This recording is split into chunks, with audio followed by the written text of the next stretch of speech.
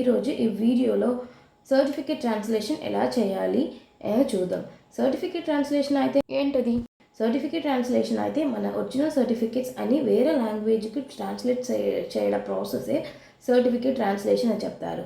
ఈ వీడియోలో German translation ఎలా చేయాలి, ఏమేమి ఇన్స్టిట్యూషన్స్ ఉన్నాయి, ఇంకా కాస్ట్ ఎలా వచ్చేది, ఇంకా వేరే వేరే డీటెయిల్స్ కూడా ఈ వీడియోలో నేను చెప్తాను. First me certificates from birth to graduation అన్ని సర్టిఫికేట్స్ తీసుకొని ట్రాన్స్లేట్ చేయాలి. అయితే డిపెండ్స్ ఆన్ ది నీడ్ మీరు చేయాలి. సో ఈ ట్రాన్స్లేషన్ కోసం చాలామంది ఉన్నారు. ఫస్ట్ అందుకోసం మీ యూనివర్సిటీస్ అండ్ వర్కింగ్ ప్లేస్లో మీరు అడగాలి మీకు ఏమేం సర్టిఫికేట్స్ ట్రాన్స్లేషన్ కావాలి అని. సో వాళ్ళన్ని లిస్ట్ తీసుకొని దాంతోపాటు మీరు ట్రాన్స్లేటర్ దగ్గర ఇచ్చి ట్రాన్స్లేషన్స్ చేసుకోవాలి. సో ఈ ట్రాన్స్లేటర్స్ అయితే ఇన్స్టిట్యూషన్స్ ఉన్నాయి, ఇంకా ఫ్రీలాన్సర్స్ ఉన్నారు, చాలామంది ఫ్రీలాన్సర్స్ ఉన్నారు, ఇంకా ఇన్స్టిట్యూషన్స్ లైక్ ఏజెన్సీస్ ఉన్నాయి, translating agencies and institutions. Goethe institution అని చెప్తారు. నాకు తెలిసి మీ అందరికీ గోయితే ఇన్స్టిట్యూషన్ గురించి ఐడియా ఉంటుంది. సో ఈ గోయితే ఇన్స్టిట్యూషన్లోనే నేను కూడా ట్రాన్స్లేషన్ చేశాను.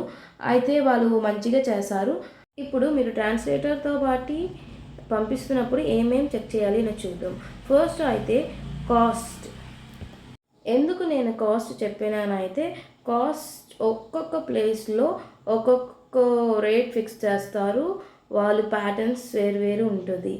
మీరు ఒకసారి అడిగి దాని తర్వాత ట్రాన్స్లేషన్స్ చేసుకోండి.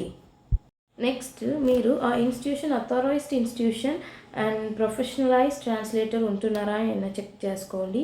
దాని తర్వాత వాళ్ళు మన సర్టిఫికేట్స్ అన్నీ అటెస్టేషన్ చేసి ఇస్తారా అని ఒక్కసారి అడగండి. ఎందుకంటే అటెస్టేషన్ చాలా ఇంపార్టెంట్.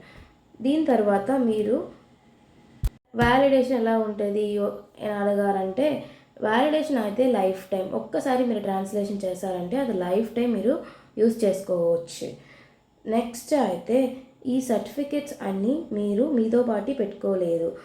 మీరు అన్ని సర్టిఫికేట్స్ ఒరిజినల్ ట్రాన్స్లేటెడ్ డాక్యుమెంట్స్ అన్నీ జర్మనీకి పంపించాలి. సో ఆ టైంలో మీరు ఒక్క xerox colour and black and white తీసుకొని మీతో పాటు ఒక్క కాపీ ఆర్ 2 కాపీ పెట్టేసుకోండి. ఎందుకంటే అది మీకు యూస్ అవుతుంది. ఇప్పుడు మీకు ట్రాన్స్లేషన్స్ కావాలి నెక్స్ట్ మంత్లో. సో మీరు ఒక 1 month బిఫోర్ ఇచ్చేసేయండి ట్రాన్స్లేటర్తో పాటు. ఎందుకంటే ఈ ప్రాసెస్ కొంచెం టైం కన్స్యూమింగ్. వాళ్ళకి కూడా కొంచెం టైం కావాలి మన సర్టిఫికేట్స్ అన్ని కరెక్ట్గా ట్రాన్స్లేట్ చేయడానికి. నెక్స్ట్ ట్రాన్స్లేటర్స్ గురించి మంచిగా ఇన్ఫర్మేషన్స్ తీసుకోండి. ఆ ఇన్స్టిట్యూషన్స్ ఆర్ ప్రైవేట్ ట్రాన్స్లేటర్స్ ఇంకా ఫ్రీలాన్సర్స్ ఎవరైతే మీరు మంచిగా ఇన్ఫర్మేషన్స్ తీసుకొని దాని తర్వాత మీరు మీ సర్టిఫికేట్స్ అన్నీ ఇచ్చేసేయండి. కాస్ట్ కూడా చాలా ఇంపార్టెంటే. ఎందుకంటే వాళ్ళు ఓకే అన్నీ ట్రాన్స్లేషన్ అయిపోయిన తర్వాత మళ్ళీ ఇంక్రీజ్ చేస్తారు. అందుకే మీరు మొత్తం అడిగేసేయండి. నేనైతే అన్ని డాక్యుమెంట్స్ గోయితే ఇన్స్టిట్యూషన్లోనే ట్రాన్స్లేషన్స్ చేశాను. అయితే ఇప్పుడు నాకు కాస్ట్ గురించి అంత ఐడియా ఏమీ లేదు, ఎందుకంటే 2 years బ్యాక్ నేను చేశాను. మీరు ట్రాన్స్లేషన్కి ఇస్తున్నప్పుడు అన్ని ఇన్ఫర్మేషన్స్ తీసుకొని దాని తర్వాత వాళ్ళకి ఇచ్చేసేయండి. ఇంకా కాస్ట్ క్యాల్కులేషన్స్ అటెస్టేషన్స్ అన్నీ చెక్ చేసి దాని తర్వాత మీ సర్టిఫికేట్స్ తీసుకోండి. ఈ వీడియో మీకు మంచిగా యూస్ఫుల్ అవుతుంది అనుకుంటాను. సో ఇంకా మీకు వేరేమైనా ఐడియాస్ ఇలా ఇంకా వేరేనా వీడియోస్ కావాలంటే కామెంట్ సెక్షన్స్లో రైట్ చేయండి, మనం డిస్కస్ చేస్తాము. So until then, choose. Bye guys.